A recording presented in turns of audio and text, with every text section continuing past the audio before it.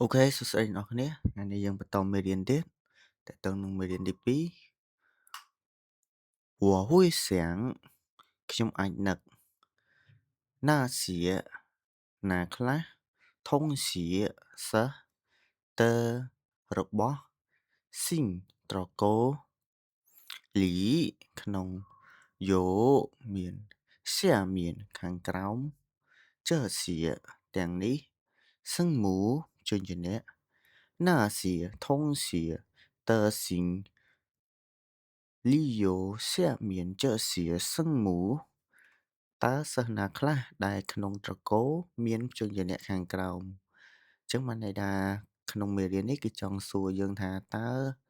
សិស្សណាខ្លះដែលមានត្រកូលផ្ដើមចេញពីឈ្មោះខាងក្រោម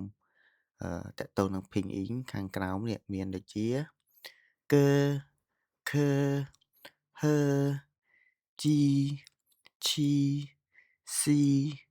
ជឺឈឺស៊ឺអូខេអ្នកនរគ្នាថ្ងៃនេះមេរៀនយើងមានតែប៉ុណ្្នឹងទេជួបគ្នានៅមេរៀនបន្ទាប់